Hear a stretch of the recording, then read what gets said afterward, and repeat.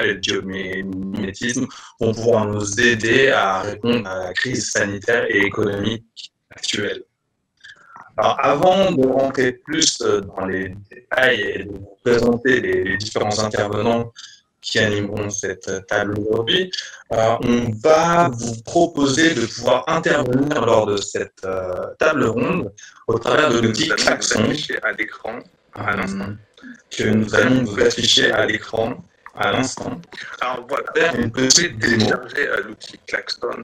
Alors voilà, vous pouvez télécharger l'outil Klaxon depuis votre smartphone. Une fois que vous êtes logué sur l'application, nous vous invitons à taper le code WTB9SCache afin de pouvoir rejoindre la salle de réunion, le tableau. Le tableau que vous pouvez voir à l'écran en ce moment. Voilà, merci Ronan qui nous fait apparaître le code pour rejoindre la salle de réunion. SKH, il me semble. Comme vous pouvez le voir, c'est assez simple. Vous appuyez sur le bouton un petit peu plus bas, qui vous permet de faire apparaître les post-it. Vous avez ensuite différentes couleurs de post-it. Vous pouvez choisir. Alors, de préférence, si vous pouviez choisir la couleur jaune pour votre premier préjugé, ou vert pour le deuxième préjugé, ou rouge pour le troisième préjugé. Merci, la démo est parfaitement agréable. Et une fois que vous avez écrit votre préjugé, n'oubliez pas de cliquer sur la flèche verte en haut à droite qui vous permettra de mettre votre post-it et donc votre préjugé sur le tableau de bord. Une fois que nous aurons fini la présentation de début, nous reviendrons après ce premier petit préjugé afin de lancer la table. Donc sans plus attendre, j'ai l'immense plaisir et l'honneur de vous présenter nos 4 intervenants aujourd'hui. Nous commencerons par Monsieur Alain Fustek, qui est le président fondateur de Manhattan, qui accompagne l'entreprise dans le développement et aussi le créateur de la responsable et aussi le créateur de la Lodex School. Nous aurons ensuite Adrien Montagu, qui est le cofondateur de Common, une coopérative de services de location de produits durables. Madame Pina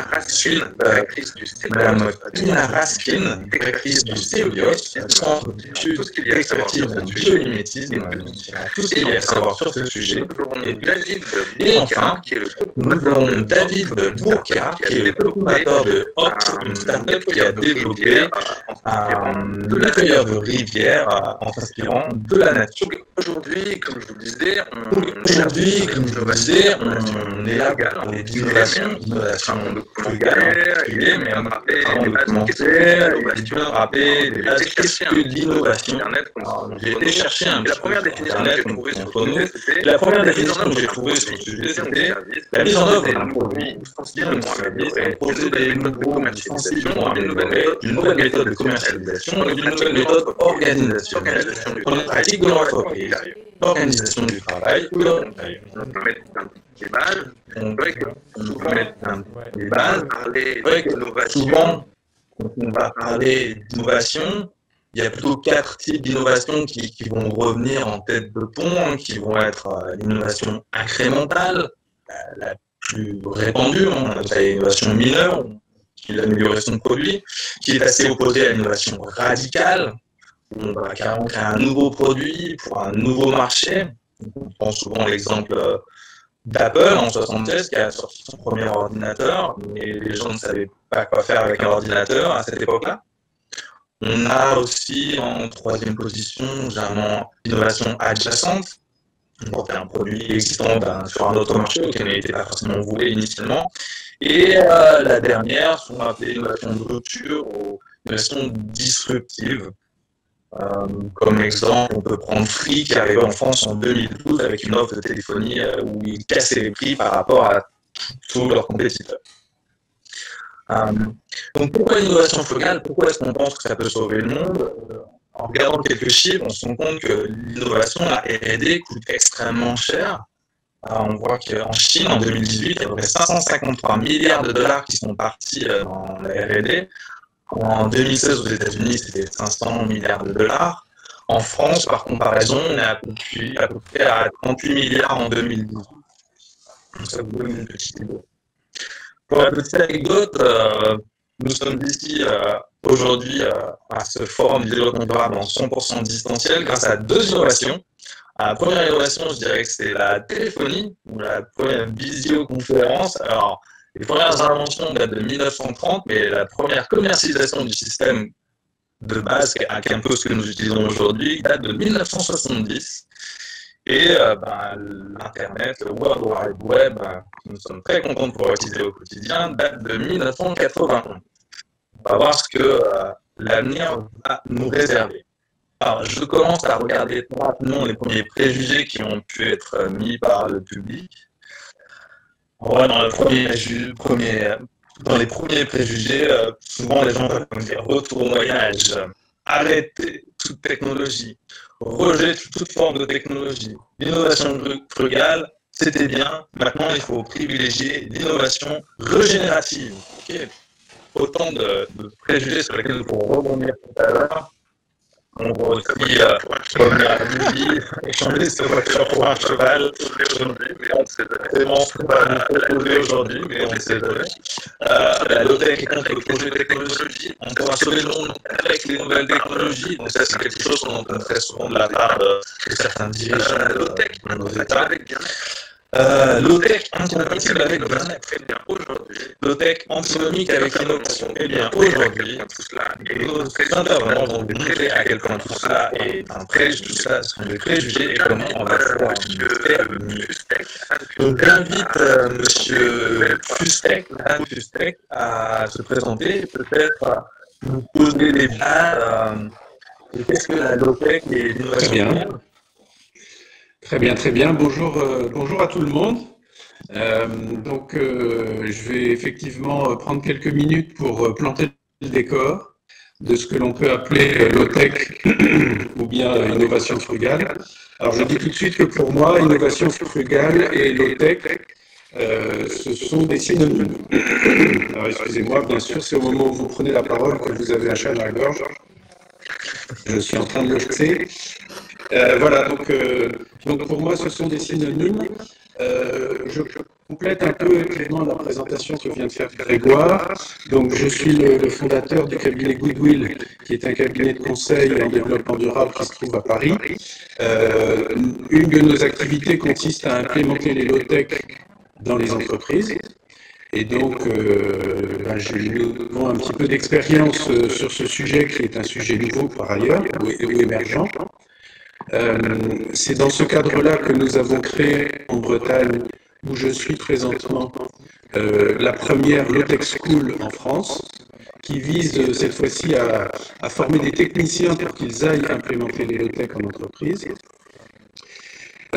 J'ai aussi créé en Bretagne une activité autour des low-tech qui s'appelle Care Low-tech. Et là, c'est plutôt de la formation pour dirigeants au low-tech. Et puis, je termine très rapidement parce que ça a une importance pour ce que je vais dire ensuite.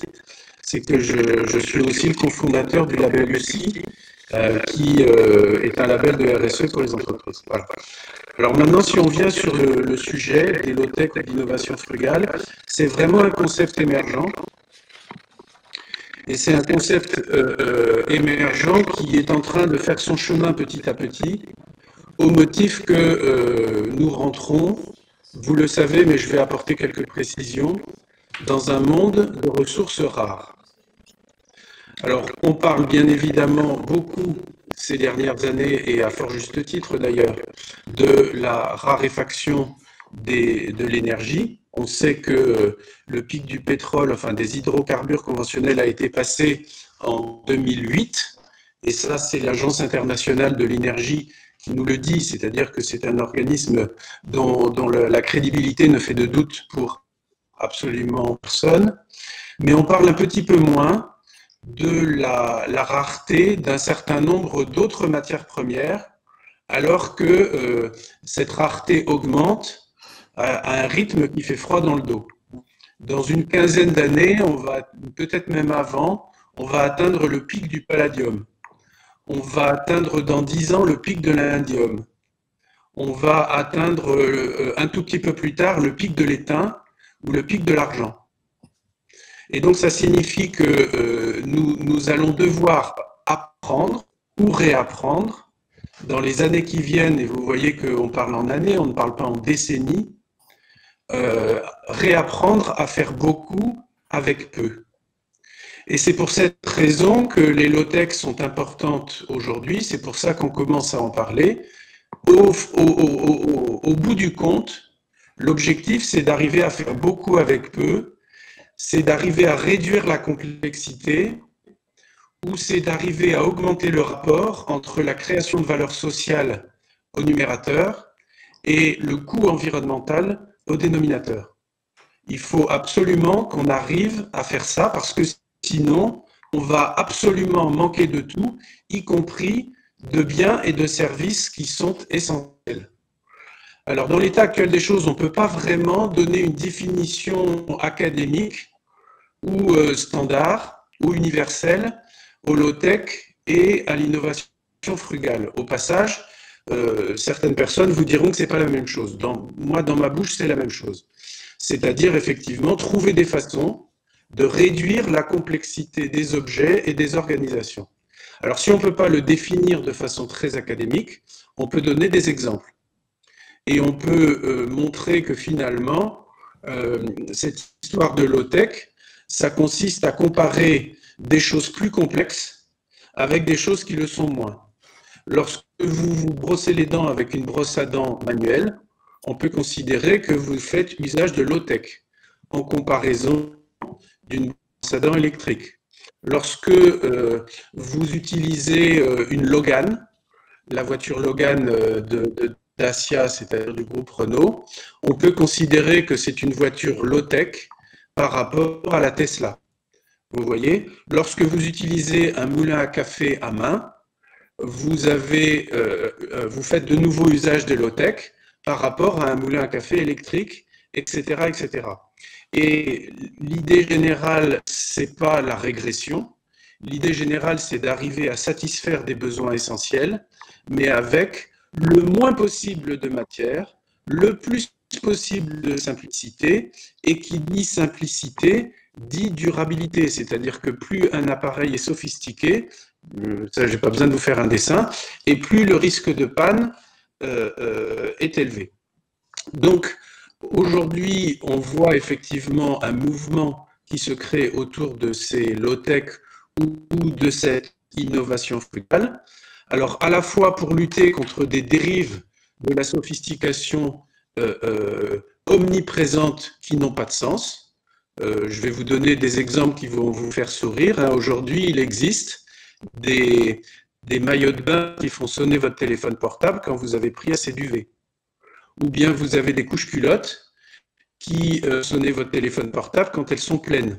Alors l'option low-tech de ce truc-là, ben, c'est l'odeur tout simplement. Et ça marche très très bien au passage.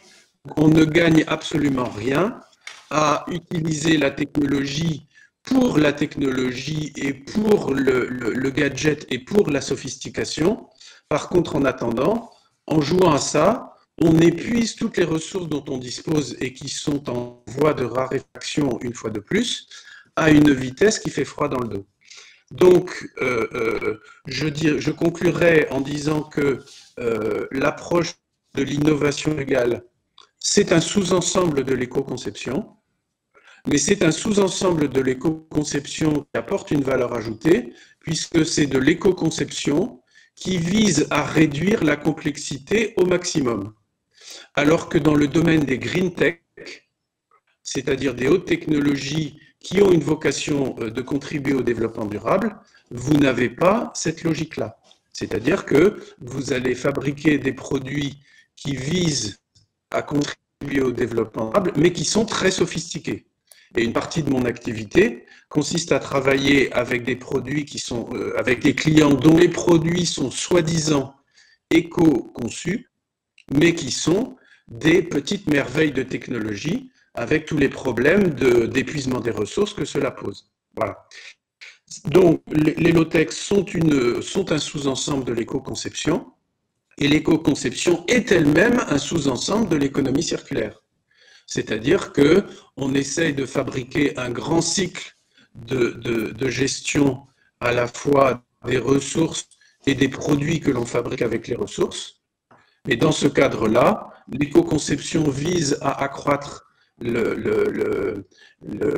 à réduire l'impact environnemental, et les low-tech visent à le réduire encore beaucoup plus par une recherche de la simplicité. Alors, maintenant, un point qui a son importance par rapport aux réactions qu'il y a eu, aux préjugés qu'il y a eu, dans ma bouche tout au moins, les low-tech ne sont pas du tout dans une logique d'opposition frontale avec les high-tech. Moi, je ne suis pas un ayatollah des low-tech. Et par exemple, je n'ai pas envie que mon dentiste soit low-tech. Vous voyez ce que je veux dire? C'est-à-dire qu'il vienne me voir avec une tenaille. J'ai vraiment pas envie de ça. Simplement, si nous voulons disposer des high-tech pour les sujets où les high-tech sont absolument nécessaires, c'est-à-dire un scanner, par exemple, c'est toute la technologie de la santé, ou toute la technologie qui nous permet de faire des progrès considérables que nous ne pourrions pas faire sinon. Eh bien, il faut implémenter les low-tech partout où nous le pouvons afin de préserver les ressources naturelles pour les high-tech indispensables. Voilà. Donc, il n'y a pas d'opposition pour moi, il y a parallélisation entre les high-tech absolument indispensables et les low-tech partout ailleurs. Voilà un petit peu ce que je pouvais dire pour lancer le débat. Merci beaucoup, Alan. Alors, du coup, peut-être une première question pour rebondir sur ce que vous avez dit. Voilà, comment, moi, au sein de mon entreprise, je peux lancer cette démarche low-tech, cette démarche d'innovation frugale en R&D? Comment est-ce que je peux arriver à convaincre ma direction que c'est la bonne direction à prendre? Alors, je pense que c'est pas évident. C'est-à-dire, on va commencer par dire les choses comme elles apparaissent et comme elles sont. Chez Goodwill, on est en train en ce moment d'implémenter des low-tech en Île-de-France dans une dizaine d'entreprises. Le travail est un travail, je dirais, de conviction qui n'est pas simple parce qu'on sort complètement des sentiers battus. Donc la première réaction de votre chef d'entreprise, ça va être de dire c'est quoi ce truc encore, c'est quoi cette nouvelle mode. Moi pour l'instant ma grosse difficulté c'est de payer le salaire à la fin du mois. Et donc en fait la probabilité que vous obteniez en premier lieu de la résistance est assez élevée. Maintenant, si on éclaire la route devant le dirigeant et qu'on lui montre effectivement les risques à moyen terme de ne plus pouvoir disposer à bas prix des ressources qu'il utilise tous les jours. C'est-à-dire qu'on lui met devant les yeux des indicateurs qu'il n'a pas l'habitude de regarder, on commence à gagner des points. Voilà. Alors après, effectivement, pour convaincre le chef d'entreprise d'aller vers les low-tech, comme ce sont des difficultés qui se présentent sur un horizon de long terme, c'est-à-dire ça va venir vite 2030, mais enfin en même temps, c'est pas demain matin. Il convient de mettre en œuvre les low-tech de manière propre dans l'entreprise. Donc je recommanderais une stratégie des petits pas.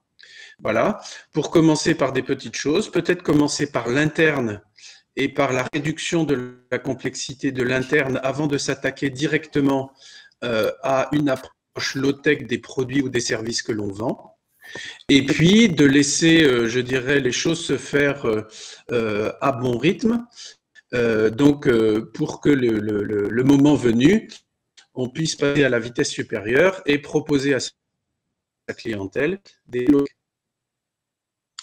Okay, merci beaucoup, Alan. Alors, on me signale à la régie qu'il y a pas mal de problèmes sur la qualité du son.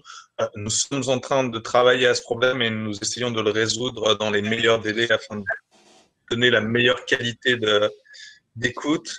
Peut-être une petite dernière question, Alan, qui me vient à l'idée. Alors, on parlait de développement durable, mais maintenant, on a l'air de parler plus de résilience durable. Est-ce que vous pourriez nous expliquer un petit peu ce concept, s'il vous plaît? En fait, tout ça, c'est lié. C'est-à-dire que lorsque vous cherchez effectivement à réduire la complexité des objets, vous avez également un corollaire qui apparaît tout de suite, c'est qu'un objet plus simple, vraisemblablement, il va coûter moins cher. Et donc, avec une approche de préservation des ressources à long terme et d'implémentation des low-tech, on arrive à se reposer la question de ce terme de développement qui apparaît dans l'expression développement durable. Alors moi, je suis engagé matin, midi et soir dans le développement durable depuis très très très longtemps. Le cabinet a été créé en 2002, mais j'avais commencé encore avant. Et pendant longtemps, j'ai considéré que le développement durable, c'était vraiment ce qu'il fallait faire. Et puis au bout d'un moment, vous voyez, vous vous dites, mais dans le mot développement durable, il y a le mot développement, ça veut dire qu'il y a le mot croissance en fait. Et on se retrouve à se dire, ok, donc on va continuer à faire de la croissance à l'infini dans un univers qui est fini et dans un univers physique notamment qui est fini. Et peut-être que ça cloche. Donc la logique de résilience, c'est pas la logique pour une entreprise. Ça ne consiste pas à se dire dans 20 ans, je serai 3 fois plus gros. Toutes les entreprises aujourd'hui ont ce genre d'objectif. Hein. Vous voyez rarement un business plan d'entreprise qui est décroissant. Donc sortir de cette logique, qui est une logique de développement et de croissance, pour rentrer dans une logique qui est une logique de dire dans 20 ans, j'existerai toujours. Voilà. Et en fait, on est en train de comprendre présentement que cette logique à tous les niveaux, et même au niveau des PME, qui est une logique de forte croissance tout le temps, de forte croissance continue, eh bien, c'est probablement, plus que probablement, antinomique avec le fait d'exister très longtemps. Merci et la beaucoup, résilience, c'est la résilience, c'est la capacité d'adaptation pour exister très longtemps et non pas pour croître tout le temps. Super, merci beaucoup Alan. Donc restez bien avec nous parce qu'il y aura d'autres questions par la suite. On vous demandera de rebondir sur les autres intervenants. Mais excellente transition qui nous permet de passer à Adrien Montagu, qui va pouvoir nous faire un retour d'expérience sur l'innovation frugale et la low-tech chez Common, la coopérative dont il est le cofondateur. Et voir, du coup, je suis donc très curieux de voir comment il s'approprie ce concept de résilience durable. Je vous en prie, Adrien. Nous n'avons pas le son pour Adrien. Tout à fait, le micro doit être coupé, Adrien. Effectivement. Je veux bien qu'on change de slide éventuellement, si c'était possible. Mais sinon, je vais commencer. Parfait, merci. Et donc, pour ma part, je vais essayer de répondre à la suite de cette intervention très intéressante à la question est-ce que l'électronique frugale, c'est possible puisqu'en fait, notre coopérative travaille autour de cette question et met en location avec service des produits un peu plus durables et un peu plus éco-conçus, puisque dans le domaine, c'est très compliqué. Et donc, je veux bien qu'on passe à la slide juste après, puisque tout l'enjeu, comme on vient de l'entendre, c'est d'essayer de tendre vers du moins, tout en conservant un certain nombre de fonctionnalités qu'on pourrait qualifier essentielles. Et donc, pour ça, chez notre coopérative, on pense qu'il y a différentes étapes. La première, c'est celle qu'on a mis en œuvre, à savoir l'économie d'usage basée sur des appareils que l'on considère éco-conçus en comparaison du reste du marché. Ensuite, la deuxième étape, c'est questionner les besoins. Donc là, dès qu'on commence à questionner les besoins, on peut atteindre ce qu'on pourrait appeler un point Amish, puisque très rapidement, on va s'opposer à certains choix de développement qui peuvent paraître inutiles, d'où la petite illustration de la lampe à huile que vous avez juste à côté. Et puis la dernière étape, on pourrait considérer que pour tendre vers du moins, l'idéal serait de tendre vers un usage collectif de terminaux low-tech pour vraiment réduire au minimum le besoin d'immobiliser des matières premières dans des terminaux électroniques pour accéder à des services essentiels. Sachant qu'il faut vraiment questionner qu'est-ce qu'un besoin essentiel dans le domaine de l'électronique. Aujourd'hui, l'électronique, c'est partout. comme on vient de le voir, des couvertures ou des couches connectées. Enfin, il y a des exemples qui sont de plus en plus hallucinants de ce qu'on peut faire avec l'électronique. Des bouteilles qui sonnent aussi pour faire penser au moment opportun pour boire, etc. etc. Et en fait, nous, ce qu'on considère comme essentiel dans le numérique globalement, c'est la capacité qu'a le numérique à donner une toute petite plus-value de résilience dans la mesure où ça offre à une très grande partie de la population la capacité à acquérir de la connaissance, à s'autonomiser dans le savoir, dans l'auto-organisation. C'est un outil qui permet également de favoriser des mobilisations citoyennes. Donc c'est par certains aspects un outil qui est essentiel et par d'autres un outil qui représente une gabegie d'énergie, de ressources complètement disproportionnée. Donc vraiment la question du besoin et la question de à quel niveau on met le curseur entre technologie utile et inutile, c'est vraiment là où il faut se poser la question. Et donc c'est pour ça que aujourd'hui, j'ai un peu du mal à assumer le fait que notre coopérative soit affiliée d'une façon ou d'une autre à une forme de technologie frugale ou de technologie low-tech, puisque nous, concrètement, ce qu'on met en circulation, je veux bien qu'on passe à la slide suivante, c'est un petit peu donc là où on est vraiment à la première étape, c'est qu'on met en circulation des objets électroniques un peu plus vertueux, mais qui sont de très loin de ce qu'on pourrait appeler des objets low-tech, puisque même dans le cas du Fairphone, qui est sans doute l'exemple d'appareil électronique le plus connu en termes de durabilité, on n'est pas capable individuellement d'aller faire une réparation de la carte mère qui compose l'appareil, puisque c'est un bijou technologique ultra perfectionné, ultra miniaturisé. Qui dit miniaturisation dit entrelacement des éléments au niveau atomique et dit grande complexité pour aller récupérer la matière une fois que l'appareil arrive en fin de vie, même si l'appareil en question, le Fairphone, est conçu pour être réparé, c'est-à-dire que vous allez pouvoir facilement changer la caméra, le micro, l'écran, la batterie bien entendu, puisque la batterie est l'élément d'un appareil électronique qui conditionne sa durée de vie, puisqu'il y a un certain nombre de cycles d'usage. Et donc, nous, tout l'enjeu de notre coopérative, ça va être de placer des produits tels que le Fairphone dans un système plus vertueux qui est celui de l'économie d'usage, où on va non plus proposer la vente d'un produit, mais la vente d'un service qui va comprendre le produit et la prise en charge des pannes, des casses, des réparations, l'assistance à l'usage et la garantie que notre coopérative va faire tout son possible pour exploiter le plus longtemps l'appareil en question. Et au-delà de l'exploitation de l'appareil en question, on va faire tout notre possible pour exploiter les composants qui le composent. C'est-à-dire que nous, on considère que la flotte d'appareils que l'on a, c'est un réservoir de pièces détachées.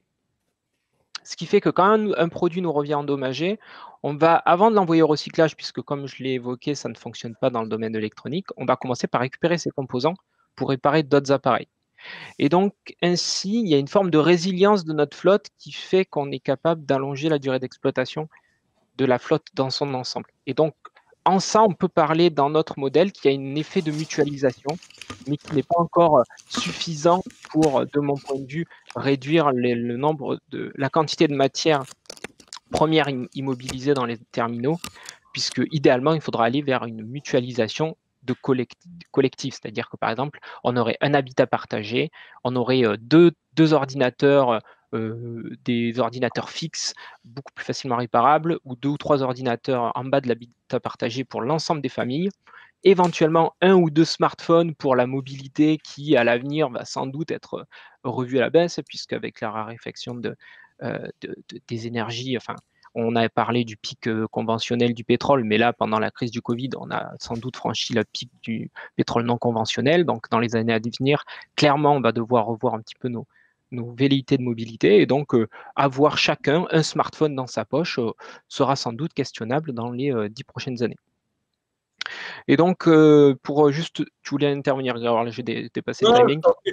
Je te laisse conclure. Ok, je voudrais juste pointer du doigt que on a fait le choix de monter cette entreprise sous format coopératif, puisque donc on est une société coopérative d'intérêt collectif, qui est un statut qui est en phase avec nos valeurs, puisque dans ce statut-là, une personne égale une voix, la rémunération du capital est très très très très complexe, voire ultra minimisée, puisqu'il y a minimum 57% des excédents qui sont réinjectés dans les réserves impartageables. Et puis c'est un statut qui garantit une transparence accrue et une horizontalisation des prises de décision, dans la mesure où toutes les parties prenantes peuvent être sociétaires, des producteurs aux clients ou aux partenaires de com. Et donc même des collectivités peuvent prendre des parts dans ce type d'entreprise pour avoir accès aux assemblées générales, au bilan comptable, aux rapports moraux, etc., etc. Voilà, j'ai peut-être été un peu long. Mais non, parfait. Tu as été parfait. Ok. Je voudrais profiter de rebondir sur ce que tu as dit dernièrement, là, sur le modèle économique de votre coopérative. Peut-être qu'Alan voudrait intervenir là-dessus. On parlait tout à l'heure d'économie circulaire, économie de fonctionnalité. Pour avoir votre retour sur l'expérience common. Ben, en fait, ouais, j'écoute ça avec la plus grande attention, c'est génial. La conviction que je partage avec vous, c'est que les low-tech et l'économie de fonctionnalité sont deux paramètres des modèles économiques du futur qui sont indissociables l'un de l'autre. C'est-à-dire que je vais vous expliquer ça. Enfin, je vais vous expliquer. Je contribue à votre réflexion sur ce point-là en quelques mots. Imaginez aujourd'hui, je suis une entreprise qui vend un produit. Si demain je fabrique un produit très très très durable et très très très low tech, je mets la clé sous la porte parce que le prix de mon produit va baisser, d'une part, et que d'autre part, je vais en vendre un de temps en temps. Puisque, vous voyez, une machine à laver bas de gamme aujourd'hui, ça a une durée de vie à peu près de 5 ans. Vous avez peut-être suivi l'aventure de la comment elle s'appelle, cette machine à laver l'increvable, qui est effectivement une machine qui a une durée de vie de 50 ans. Vous vendez une machine à laver tous les 50 ans, vous ne vivez pas. Donc la seule solution pour produire des low-tech et rester dans une économie où les gens ont du travail, c'est de louer le produit. Voilà. Et c'est ça la magie de l'économie de la fonctionnalité, c'est que dans l'économie de la vente, plus le produit a une durée de vie courte et plus l'entreprise est prospère. Et dans l'économie de la location, c'est strictement l'inverse. Donc en fait, ce qu'est en train de faire Adrien et son équipe, c'est d'enclencher un principe de passage pour de vrai à l'économie de fonctionnalité. Et on a absolument besoin de l'économie de fonctionnalité pour passer au low-tech, sinon on n'y passe pas.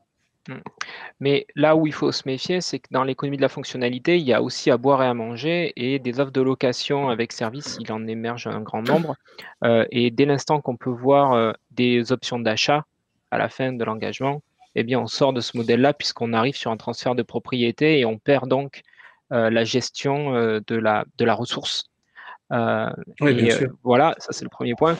Et aussi, les modèles locatifs, s'ils ne sont pas gérés par des entreprises d'intérêt collectif, ça peut être aussi une façon de ponctionner de manière complètement disproportionnée les clients sur la base de mensualités un petit peu trop importantes. Sachant que on n'a pas parlé du coût, mais le coût de notre service est assez important au regard du référentiel prix qu'a le marché aujourd'hui, puisqu'aujourd'hui, on considère qu'on est capable d'acheter un smartphone pour 200 € ou bref, à partir de 200 €, prix qui n'intègre absolument pas, d'une part, le coût des externalités environnementales et sociales en amont de la chaîne de valeur, mais également prix qui n'intègre pas notre service, puisqu'en fait, nous, on se positionne sur une offre où l'appareil s'inscrit dans un service, et donc le service a forcément un coût. Et donc, c'est vrai que dans les limites qu'on pourrait dire, c'est qu'aujourd'hui, il faut encore énormément démocratiser ce modèle et aussi l'appréhension que l'on a d'un juste prix, à voir comment ça pourrait se faire là. Et toutefois, on observe quand même que, puisque nous, on propose notre service pour les particuliers et les professionnels, on observe que les entreprises ont déjà l'habitude de ce modèle-là. Et donc, on espère pouvoir continuer notre développement sans forcément oublier les particuliers, puisqu'on considère que les particuliers sont chez nous des ambassadeurs de nos valeurs, donc on va pas les laisser en plan, mais on souhaite mettre un effort particulier vers le développement de nos offres vers les entreprises. Merci beaucoup, Adrien. Alors, je vois la régie qui commence à m'envoyer les questions du public. Je tiens à vous rappeler qu'il y a un chat sur le côté. N'hésitez pas à envoyer vos questions. Vous pouvez autant les envoyer par le chat qu'en utilisant l'outil Klaxoon que je vous ai présenté tout à l'heure. On reprendra toutes ces questions à la fin. On a une bonne 20 minutes prévues pour les questions-réponses avec le public. Donc, n'hésitez pas à continuer de nous alimenter. Donc, sans plus attendre, je vais donner la parole à Kalina, qui va très légèrement changer pour nous parler un peu du biomimétisme et comment ça pourrait s'appliquer à l'innovation. Merci beaucoup. Rebonjour à tous. Je suis ravie d'être parmi vous, au moins de façon virtuelle. Oui, la bioinspiration, le biomimétisme fera, je pense, écho très largement aux deux précédentes interventions. L'idée, la définition, on va dire, il y a multiples définitions de la bioinspiration et du biomimétisme. On va essayer de simplifier. C'est regarder avec le regard du concepteur le vivant et prendre le vivant comme modèle pour repenser nos façons d'innover et nos façons de concevoir. Je veux bien qu'on passe tout de suite à la première diapo, s'il vous plaît. Et donc, ce qui est intéressant, c'est qu'au cours de l'évolution, près de 4 milliards d'années d'évolution des systèmes vivants et des organismes vivants sur Terre, il n'y a pas d'intentionnalité à la sobriété dans le vivant, mais on est sur une base d'une pression de sélection par rapport à des contraintes environnementales, des interactions interespèces qui font que certaines espèces vont perdurer et d'autres non.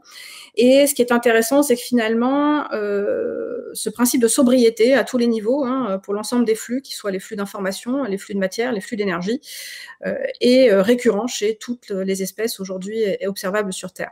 Donc on a ce principe de sobriété issu de la sélection naturelle qu'on peut observer chez absolument toutes les espèces vivantes.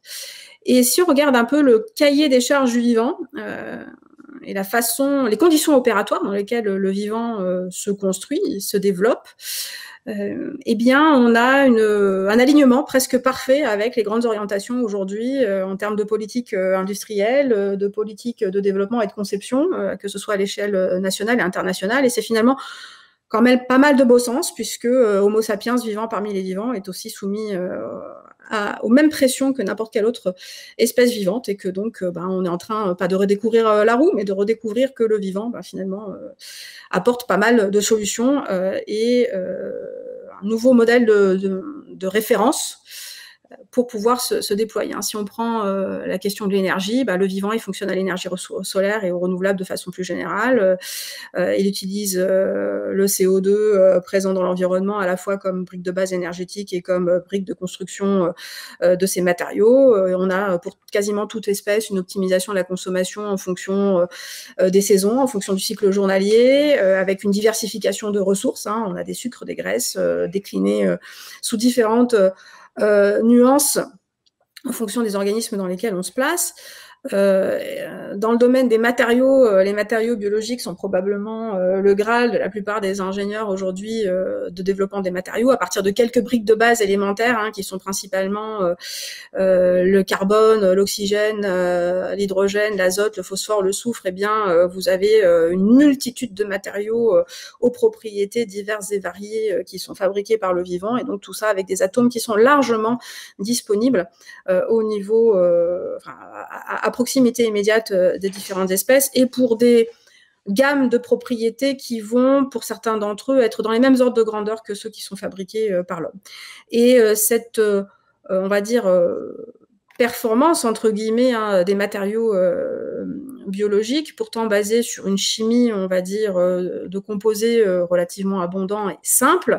La chimie du vivant est loin d'être simple. C'est justement une très grande sophistication ensuite dans la façon d'assembler ces éléments. C'est-à-dire que voilà, il y a une sobriété dans le choix des éléments, mais par contre, il y a une très grande, entre guillemets, ingéniosité et sophistication dans la façon dont ces éléments-là vont être assemblés pour obtenir des matériaux qui vont être multifonctionnels, qui vont être adaptés, qui vont être réactifs à l'environnement, qui vont être auto-assemblés, qui vont être recyclables, etc., etc. Donc un petit peu tout ce qu'on cherche à faire aujourd'hui dans le domaine des matériaux.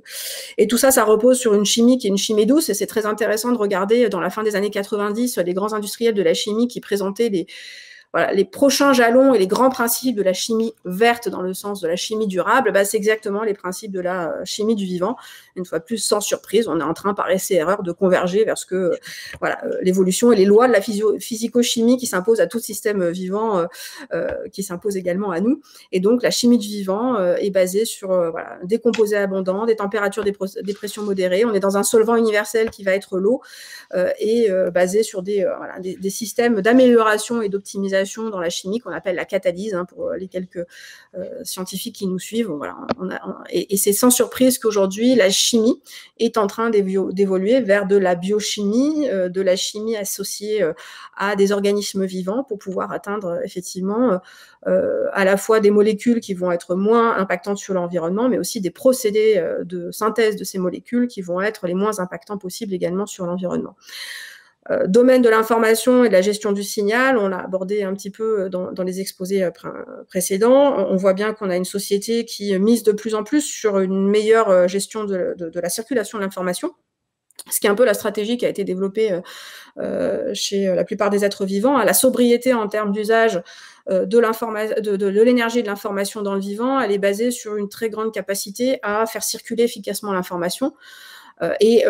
Le vivant, il est bourré de capteurs et de senseurs, hein, sinon on ne serait pas capable de survivre. Hein. N'importe quelle espèce doit pouvoir sentir les paramètres environnementaux pour prendre des décisions et faire les bons choix pour sa propre survie, mais sauf qu'on est sur des supports de l'information qui vont être des supports organiques et des façons de faire qui vont être beaucoup plus sobres que les procédés aujourd'hui utilisés par on va dire, l'électronique et l'informatique au sens large du terme. Et donc c'est sans surprise qu'on a un accroissement des travaux qui sont menés aujourd'hui pour voir comment est-ce qu'on peut atteindre plus de sobriété dans la façon de gérer l'information, dans le choix qui va être fait de l'information à traiter. Une fois de plus, le vivant ne traite pas absolument toute l'information. Hein. Il y a aussi un choix drastique qui se fait dans l'information qui va être sélectionnée par des espèces pour être stockée, emmagasinée dans la mémoire typiquement.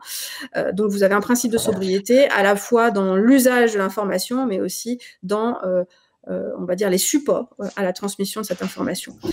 Gestion de l'eau, évidemment, le vivant regorge, et on aura un exemple tout à l'heure, de stratégies pour aujourd'hui s'adapter soit à la rareté de l'eau, soit à la surabondance dans l'eau, soit pour filtrer cette eau et purifier cette eau. Si on monte d'un cran, là j'ai donné des grands piliers type porte d'entrée industrielle, mais si on monte d'un cran sur des enjeux plus systémiques et macroscopiques, là j'ai pas remis forcément la diapositive, mais tout ce qu'on appelle aujourd'hui l'agroforesterie, l'agriculture écomimétique, c'est finalement du biomimétisme, de la bioinspiration appliquée au système agricole, où on va venir comprendre plus finement quelle est dans les écosystèmes naturels la dynamique interespèce dans les sols, dans les différentes strates de végétation, les interactions entre faune et flore pour pouvoir avoir des systèmes productifs dans le vivant. Hein. Vous avez des systèmes extrêmement riches en biomasse dans le vivant et dans les écosystèmes naturels. Pour autant, aujourd'hui, lorsque vous voyez une exploitation agricole, en général, ça ressemble assez peu à un écosystème naturel, mais toutes ces nouvelles démarches qui finalement aujourd'hui font écho à des pratiques plutôt, on va dire, de l'expérience et ancestrale de l'agriculture, mais retravailler aujourd'hui sous l'angle de la compréhension fine biologique de ce qui se passe entre les espèces, et bien toute cette agroforesterie, agroécologie, c'est finalement de la bioinspiration appliquée au système agricole. Et il y a de plus en plus d'acteurs qui s'intéressent aujourd'hui encore de façon plus macroscopique, est-ce que le vivant pourrait servir comme modèle organisationnel, l'économie circulaire étant quelque part dans cette grande famille-là, avec ces difficultés qu'aujourd'hui on est beaucoup dans la métaphore et un peu moins dans le modèle réel. Et donc, il y a quelques premiers travaux un peu pionniers qui font le lien entre les sciences de l'écologie et de la biologie, et la dynamique des systèmes biologiques, et la dynamique des systèmes socio-organisationnels humains, pour essayer de voir qu'est-ce qu'on pourrait imiter finalement dans la dynamique des systèmes biologiques qu'on pourrait reproduire dans les socio-écosystèmes humains. Mais ce sont encore des travaux balbutiants, et on en est quand même beaucoup encore à la métaphore. Donc voilà aujourd'hui ce que couvre la bio-inspiration et qui, à mon sens, fait complètement écho aux deux précédentes interventions. Il y a un nombre croissant d'exemples, et notamment au niveau français, d'entreprises qui aujourd'hui se basent sur cette question de la bio-inspiration. On aura un exemple juste après, mais voilà, par exemple, dans le domaine de l'énergie, aujourd'hui, on développe des hydroliennes ondulantes. C'est une entreprise qui s'appelle Ilenergy pour pouvoir exploiter l'énergie des courants marins, même faibles, donc proches des côtes ou dans les zones fluviales. On développe du verre à température et pression modérée en s'inspirant de la façon dont certaines éponges et organismes marins fabriquent du verre à température et pression modérée. On développe, comme je le disais tout à l'heure, de la chimie alternative en imitant la façon dont la chimie fonctionne dans le vivant ou en s'associant à des bactéries ou à des champignons pour pouvoir nous donner un coup de pouce. Dans le domaine de la gestion de l'information et du signal, on commence à voir toujours cette stratégie, néanmoins des petits pas, des optimisations qui se font au niveau de certains capteurs et senseurs ou systèmes de caméras ou de détection qui sont beaucoup plus sobres énergétiquement parlant que des systèmes conventionnels qui sont sur la base de la bio-inspiration. Donc voilà, donc ce nombre d'exemples se multiplie notamment au niveau national, et la France a réellement sa carte à jouer sur cette question de la bio-inspiration, déjà parce qu'on a toutes les compétences scientifiques qu'il faut, on a besoin de science pour pouvoir faire du biomimétisme proprement, parce qu'on a besoin de comprendre de façon précise la façon dont ça fonctionne dans les systèmes vivants, et on a besoin de comprendre de façon précise comment ça pourrait être adapté dans des systèmes humains. Donc on a besoin de science, donc il y a à peu près 200 équipes de recherche en France qui travaillent sur le sujet de la bio-inspiration, et puis on a un patrimoine de biodiversité absolument exceptionnel, avec près de 10% de la biodiversité mondiale qui est présente sur nos territoires, notamment grâce au territoire outre-mer. On a un muséum d'histoire naturelle, et donc voilà, on a vraiment une carte à jouer sur cette question-là, et je veux bien qu'on passe la diapo. Et c'est pour déployer à grande échelle la bio-inspiration, au-delà d'initiatives singulières, à la fois de recherche ou d'entreprises qui existent déjà depuis des décennies. Le biomimétisme, c'est pas nouveau, il y a plein d'entreprises qui pratiquent déjà depuis très longtemps, mais c'est pas pour autant que c'est une approche systématique. Et c'est pas une approche systématique, d'une part parce que la connaissance en biologie, elle évolue très vite, d'autre part parce que culturellement, il y a un schisme entre l'enseignement des sciences du vivant et les autres disciplines, parce qu'il y a des enjeux méthodologiques, c'est pas facile de travailler aux interfaces disciplinaires. Voilà, donc il y a toute une série de freins au développement du biomimétisme de façon générale, et donc le CBIO s'est constitué en 2014 sous l'impulsion de parties prenantes plutôt publiques, et maintenant le privé nous a également rejoints pour déployer à grande échelle cette bio-inspiration. On a 6 grandes missions: fédérer l'ensemble des acteurs, accompagner ces acteurs-là à l'appropriation dans le domaine de la bio-inspiration, développer les méthodologies, développer l'enseignement supérieur, la formation, bien sûr sensibiliser et diffuser plus largement l'approche, et puis avoir des démonstrateurs concrets dans ce domaine-là. Je ne vais pas rentrer dans le détail de ces différents piliers, mais voilà nos grandes actions qu'on essaie de mener en parallèle pour avoir de la cohérence.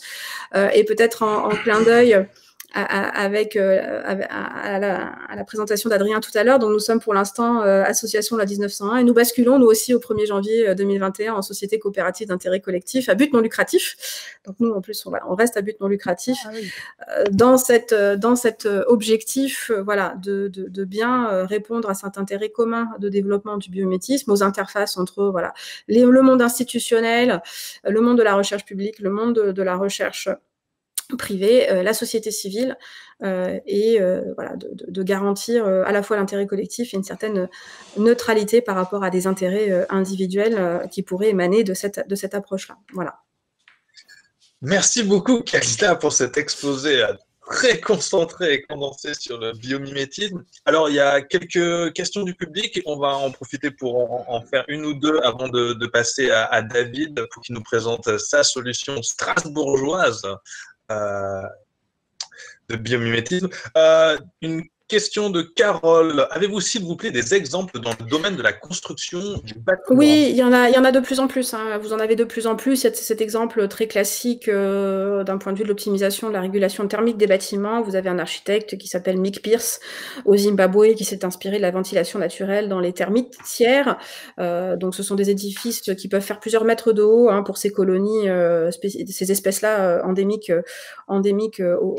au Zimbabwe, avec la capacité, alors que vous avez un très grand écart de température entre le jour et la nuit dans des zones qui sont des zones semi-désertiques, vous avez une température quasiment constante entre 20 et 25 degrés, et ça c'est dû, sans rentrer dans les détails, à toute une optimisation de la gestion thermique par la colonie de termites, et donc ça a été adapté à la ventilation naturelle sur un certain nombre de bâtiments. Et puis vous avez un nombre croissant d'architectes qui aujourd'hui s'approprient la démarche pour développer notamment des enveloppes performantes de bâtiments, ce qui aura notamment un fort impact dans la rénovation, puisque aujourd'hui on a certes on peut travailler sur la question de construction nouvelle, innovante et avec un faible impact environnemental, mais on a quand même surtout un parc ancien de bâtiments à rénover, et il y a aujourd'hui un accroissement d'initiatives sur la réflexion d'enveloppes performantes pour venir finalement apporter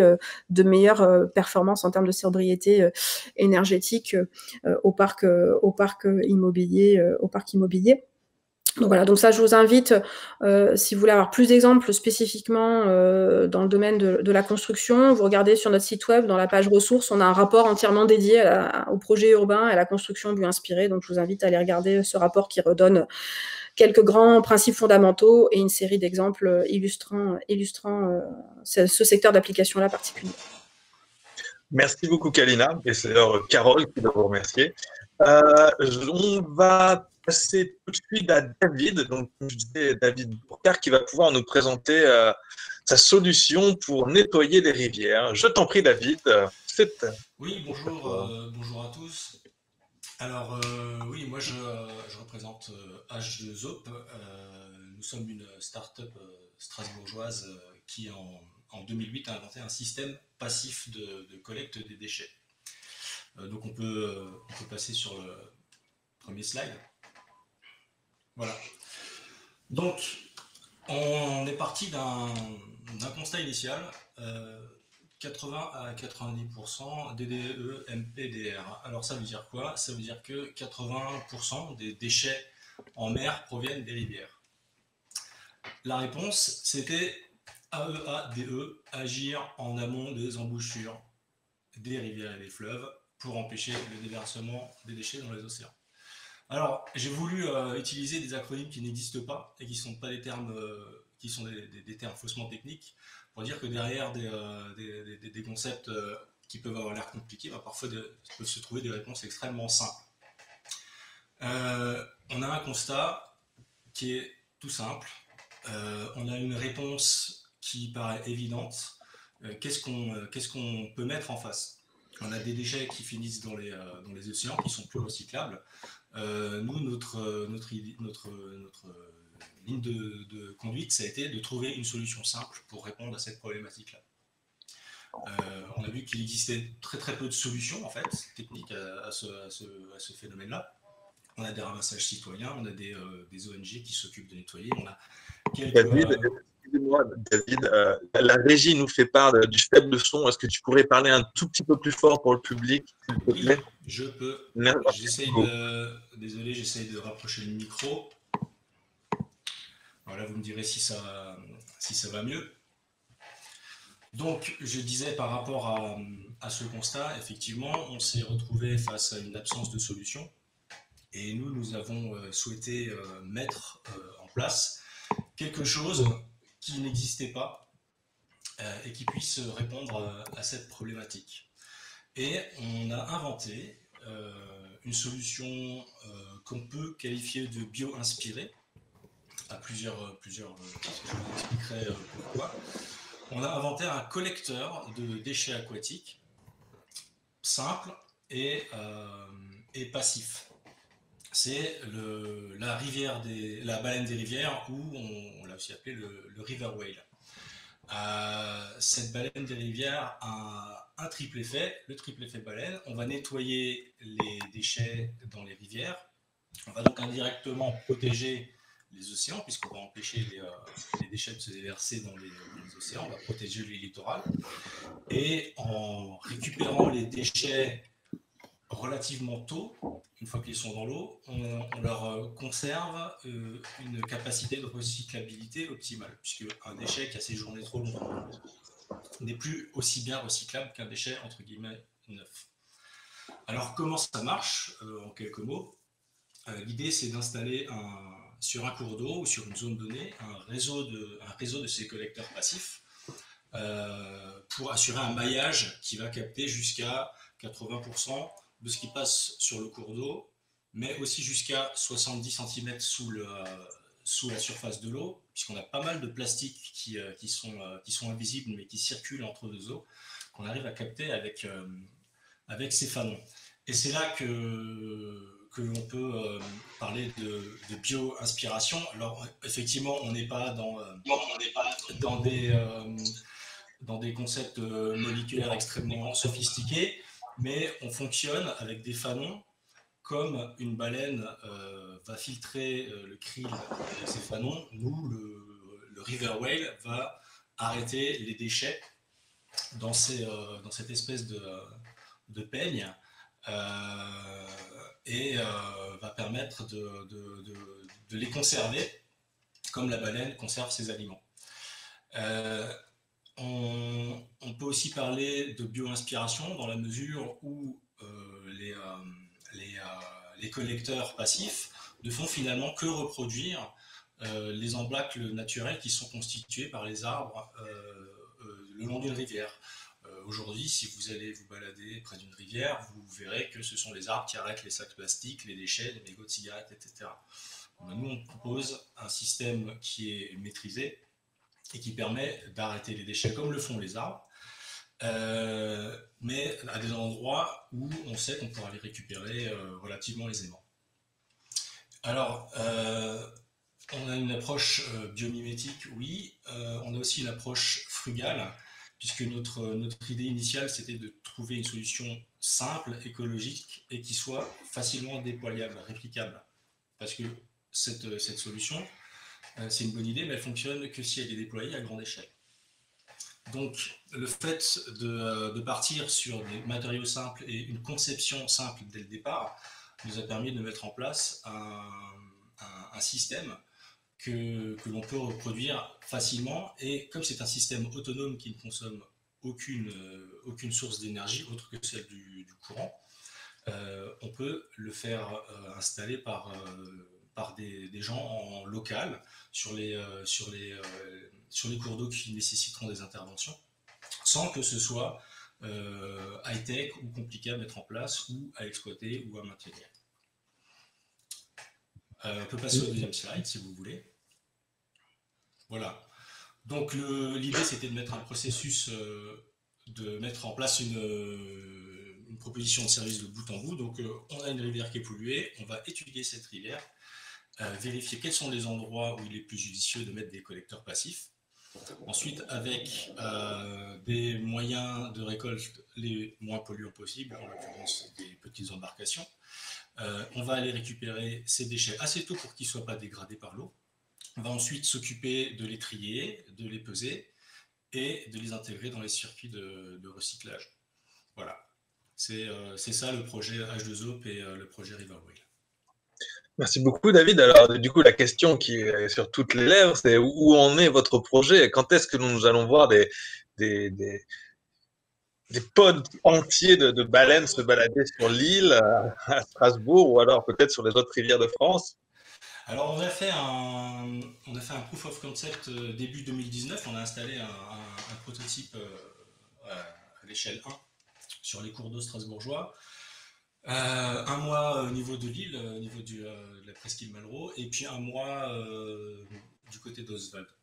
Et puis on a simplement montré que le système fonctionnait. Aujourd'hui, on est en discussion avec différents acteurs au niveau de la région, de l'Eurométropole, et des différentes instances qui gèrent les cours d'eau.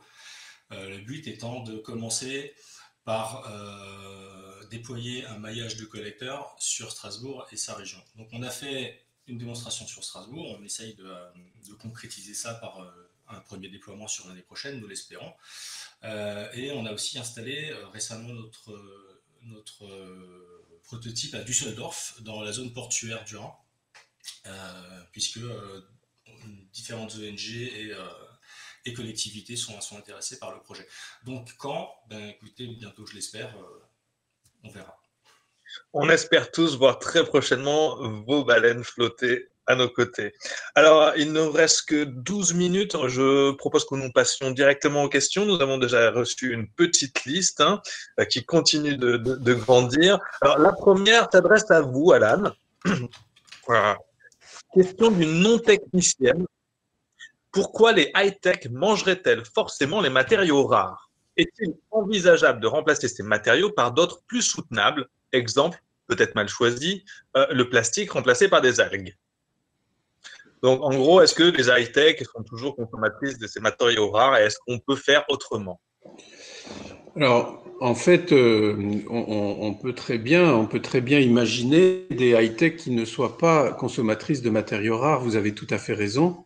Et d'ailleurs, quand j'écoute l'exposé de Kalina, je me dis que dès lors qu'on est dans le domaine du vivant, j'aurais tendance à dire qu'il n'y a pas de limite à la high-tech, c'est-à-dire que accroître de la connaissance et trouver des solutions bio-inspirées sur la base de matériaux biologiques, parce qu'on peut faire du mimétisme avec des matières premières minérales. Donc, si on est sur la base de matériaux biologiques, il n'y a pas de problème à aller dans le sens d'une high-tech qui serait toujours plus importante que celle de la génération précédente.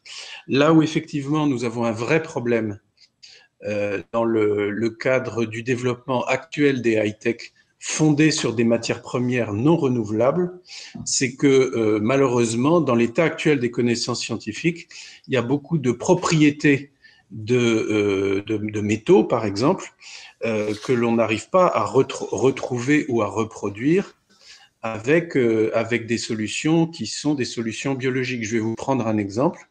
Sur un téléphone portable, nous avons tous l'habitude maintenant, depuis que les smartphones existent, d'utiliser notre index pour faire les images, par exemple, ou pour taper un numéro de téléphone, tout simplement. Ça, c'est parce qu'il y a une fine couche d'indium qui est posée sur l'écran du smartphone. Et l'indium est un métal qui est transparent. Donc, grâce à ça, on a de la conductivité électrique et puis on arrive effectivement à avoir l'écran tactile très, très efficace que vous connaissez. Eh ben, trouver une solution biologique pour ça, c'est pas de mal à veille. Et le problème, c'est que de l'indium, encore une fois, j'en parlais tout à l'heure, on atteint le pic de l'indium à peu près dans moins d'une dizaine d'années. Et donc, malheureusement, on a un énorme problème de substituabilité. Et c'est la raison pour laquelle on est obligé aujourd'hui de réfléchir en termes de, de baisse de la sophistication, parce que les ressources dont on dispose sont très limitées. Voilà. Merci beaucoup, Alan. Alors, il y a beaucoup de questions qui commencent à arriver, donc on va essayer de faire court. Je crois qu'Adrien voulait rebondir sur ce que vous aviez dit, Alan. Oui, mais en fait, c'était déjà très complet et du coup, on va passer aux autres questions. Ok, bah alors il y en avait une justement, ça tombe bien, qui est s'adressée peut-être un peu plus à toi, ou en tout cas auquel tu aurais voulu répondre. À l'instar de la définition houleuse des produits de première nécessité en ce moment, comment décider et qui de qui peut avoir accès au high-tech et ce qui doit être géré grâce au low-tech? Doit-on compter sur le bon sens des entrepreneurs ou sur la réglementation via le politique? Oui, mais en fait, là, c'est un sujet qui est brûlant d'actualité et Et ce qu'on observe, c'est qu'aujourd'hui, le politique, il ne se saisit pas de la question, il se décharge de la responsabilité sur le consommateur en l'invitant à consommer de façon responsable. Donc là, si on fait écho, par exemple, aux propos du gouvernement actuel qui ne veut pas prendre de mesures fortes face au développement d'Amazon en France, il va inviter les personnes à consommer avec responsabilité dans des commerces de proximité, etc., etc. Donc, si on se revient maintenant sur le sujet des low-tech, si à un moment donné, il n'y a aucune politique qui est prise pour encadrer ce que devrait être une forme de progrès soutenable, on va continuer à avoir, par la liberté du marché, l'émergence de solutions technologiques comme des capotes connectées, puisque ça existe aussi. Hein. Donc, de mon point de vue, à un moment donné, il va falloir vraiment prendre des mesures politiques drastiques sur la limitation de ce qu'on considère collectivement comme un progrès et une évolution technologique soutenable dans un intérêt collectif. Donc, simplement se baser sur le bon vouloir des entrepreneurs qui sont nombreux en ce moment à essayer d'aller dans le bon sens ou l'initiative citoyenne, ça, en fait, on aurait dû attendre, on aurait pu uniquement se baser sur ces deux éléments dans les années 70 quand on a commencé à dire attention, on va dans le mur. Maintenant, le mur, il est bientôt là. Et si on se réfère uniquement encore qu'aux initiatives individuelles, je pense qu'on ne va pas s'en sortir, quoi. Merci beaucoup, Adrien. Est-ce que quelqu'un d'autre voulait rebondir sur ce point-là ou est-ce qu'on peut passer à la question suivante? Où est-ce qu'on les trouve, les capotes connectées? J'ai plus la marque en tête, mais lors d'un cours que j'ai fait à l'INSA, j'ai demandé aux étudiants de vérifier la source de mon information parce que j'avais peur que ce soit une fake news, mais non, c'est véridique. Ça existe. Hein. Ok. Peut-être une petite question pour David. Posée par Adrien Lacroix. Quelles sont les difficultés majeures que vous rencontrez dans la mise en œuvre de votre beau projet, David? Alors très, très, très bonne question qui rejoint le démarrage de toute startup, qui ne fait pas seulement écho aux problématiques de biomimétisme et de frugalité en l'occurrence, mais je rebondirai quand même sur ce que vient de dire Adrien, puisque c'est vrai que nous, ça nous concerne. Une partie de nos futurs clients, ce sont les collectivités. Les collectivités, ça veut dire quoi? Ça veut dire un cycle de mise en place qui peut être long, avec une certaine inertie, parce qu'on a beaucoup d'acteurs à mobiliser et on n'a pas forcément de cadre juridique qui est extrêmement contraignant dans le domaine du traitement des déchets. Donc effectivement, on a une problématique de volonté politique, de cadre juridique et d'engagement des citoyens, du gouvernement, des collectivités pour donner un feu vert concret à tous les projets, et il y en a beaucoup, je rejoins Adrien là-dessus, tous les projets qui sont à l'initiative d'entrepreneurs privés, publics ou sous forme d'ONG. Et ça, c'est quelque chose qui à l'heure actuelle ne ressort pas concrètement. Voilà. Donc c'est un frein important pour nous, c'est le soutien concret à un des éléments de la transition écologique. Merci beaucoup, David. Alors là, on a une petite question peut-être qui va nous permettre de conclure sur cet atelier qui est assez large. Quel autre critère de conception permet la sobriété? Il me semble que le biomimétisme n'est pas une condition suffisante de sobriété. Par exemple, l'aviation ou les réseaux de neurones en intelligence artificielle ne sont pas vraiment sobres en énergie et matériaux.